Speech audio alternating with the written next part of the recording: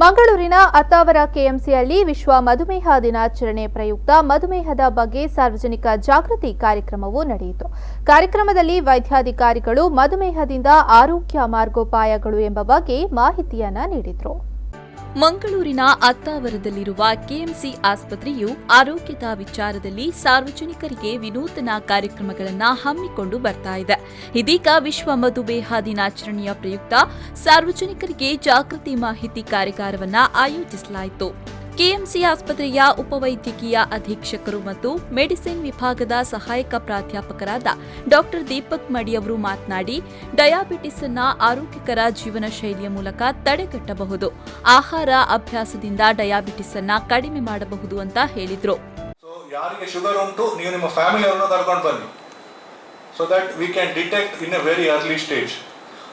Diabetes ಏನು complications ಆಗ್ಬೋದು ನಮ್ಮ 3 ಎಕ್ಸ್ಪರ್ಟ್ಸ್ನವರು ಹೇಳ್ತಾರೆ, ಹೇಗೆ ಎಂಥ ಕಾಂಪ್ಲಿಕೇಶನ್ಸ್ ಆಗ್ಬೋದು, ಅದನ್ನು ಹೇಗೆ ತಡೆಗಟ್ಟುದು. So from the hospital side, even though he is a part of KMC itself, I congratulate Rakesh for arranging this meet. And ಮತ್ತೆ ಒಂದು ಸಿಂಗಲ್ ಪಾಯಿಂಟ್ ಹೇಳಬೇಕಂತಿದ್ರೆ, ಎವ್ರಿ 8 seconds ಒಂದು ಪೇಷಂಟ್ ಡಯಾಬಿಟಿಸ್ ಇದ್ದವರಿಗೆ ಸಾವು ಬರ್ತದೆ. So that is the importance of diabetes. So ಈಗ ನಾನು almost ಈಗ ಒಂದು ಮಿನಿಟ್ ಆದರೂ ಮಾತಾಡಿದೆ. ಆಲ್ಮೋಸ್ಟ್ ನೀವು ಲೆಕ್ಕ ಪಡಿಸಿದ್ರೆ ಅರೌಂಡ್ 4-5 ಪೇಷಂಟ್ ನಾನು ಹೇಳಿದ್ದು ಇಂಡಿಯಾದಲ್ಲಿ, ಇಡೀ ಜಗತ್ತಿನಲ್ಲಿ ಯಾರಾದರೂ ತೀರಿ ಹೋದ್ರೆ ಪರ್ 8 secondsಗೆ ತೀರಿ ಹೋದ್ರೆ ಅವರಿಗೆ ಡಯಾಬಿಟಿಸ್ ಇರ್ತದೆ. ಇನ್ನು ಕೆಎಂಸಿ ಆಸ್ಪತ್ರೆಯ ಮೆಡಿಸಿನ್ ವಿಭಾಗದ ಅಸೋಸಿಯೇಟ್ ಪ್ರೊಫೆಸರ್ ಡಾ ಅರುಣ್ ಎಸ್ ಅವರು ಮಾತನಾಡಿ, ನಮ್ಮ ಜೀವನ ಶೈಲಿಯಿಂದ ಕೆಲವು ಕಾಯಿಲೆಗಳು ಹೆಚ್ಚಳವಾಗಲು ಕಾರಣ. WHO ಪ್ರಕಾರ 2019ರ theme diabetes and family support ಇದ್ದಾಗ ಮಧುಮೇಹವನ್ನ ಯಥಾಸ್ಥಿತಿಯಲ್ಲಿಡಲು ಸಾಧ್ಯ ಅಂತ ಮಾಹಿತಿಯನ್ನ ನೀಡಿದ್ರು. Diabetes is very prevalent and very common. ಅಂದ್ರೆ ನಾವು ಕೆಲವೊಮ್ಮೆ ಈವನ್ ಇನ್ ದಟ್ ಆಸ್ಪೆಕ್ಟ್ ಆಗ ಹೇಳಿದಾಗೆ ಕೆಲವೊಮ್ಮೆ ನಮಗೆ ನಮ್ಮ ಫ್ರೆಂಡ್ ಅಥವಾ ಡಯಾಬಿಟಿಸ್ ಇದೆ ಅಥವಾ ನಮಗೆ ಸಹ ಇರಬಹುದು ಅಂತ ಕೆಲವೊಮ್ಮೆ ತಿಳಿದೇ ಇರಬಹುದು. But over all if we see the prevalence, ನಮ್ಮ ಡಯಾಬಿಟಿಸ್ ಇಲ್ಲಿ ಇರುವಂತ ಈ ಸಾಧ್ಯತೆ ತುಂಬಾ ಜಾಸ್ತಿ ಇದೆ, especially in our country. So diabetes in India if you see almost prevalence is 8.7%. ಇಲ್ಲಿ ಇವತ್ತು ನಾವು ಒಂದು ಸಿಲೆಕ್ಟ್ ಗ್ರೂಪ್ ಬಂದಿದ್ದೇವೆ, ಅದಕ್ಕೆ probably the entire hall knows about this, but if you see almost 8.7 ಅಂದ್ರೆ 9 to 10%, ಒಂದು 100 ಜನರಲ್ಲಿ 10 ಜನರಿಗೆ ನಮ್ಮ ದೇಶದಲ್ಲಿ ಆಲ್ರೆಡಿ ಡಯಾಬಿಟಿಸ್ ಇದೆ. ಕೆಎಂಸಿ ಆಸ್ಪತ್ರೆಯ ಅಸಿಸ್ಟೆಂಟ್ ಪ್ರೊಫೆಸರ್ ಮತ್ತು ಕಣ್ಣಿನ ತಜ್ಞರಾದ ಡಾ ಗ್ಲಾಡಿಸ್ ಅವರು ಮಾತನಾಡಿ, ಮಧುಮೇಹದಿಂದ ಹೇಗೆ ಕಣ್ಣಿನ ಸಮಸ್ಯೆ ಉಂಟಾಗುತ್ತದೆ ಎಂಬುದರ ಬಗ್ಗೆ ಮಾಹಿತಿ ನೀಡಿದರು. Diabetes is it's one of the disease which affects the eye.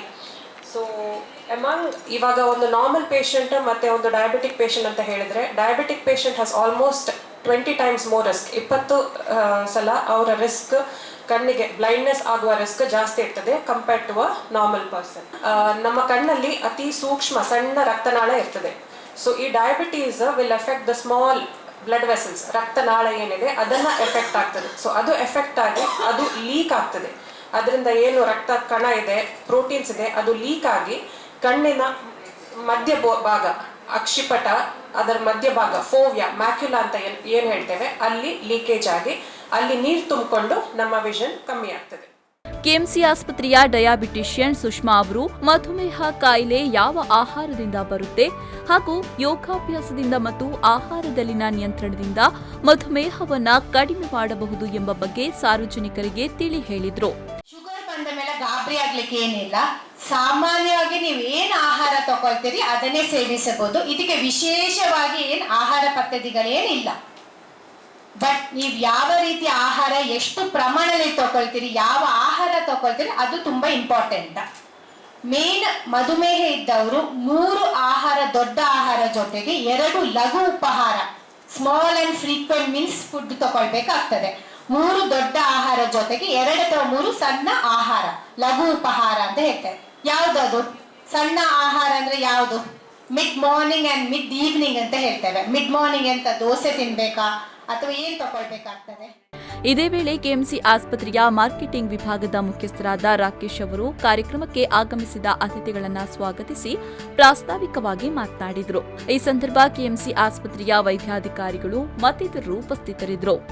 ಶರಸಾಲ್ಯಾನ್, V4 News 24/7 Mangaluru.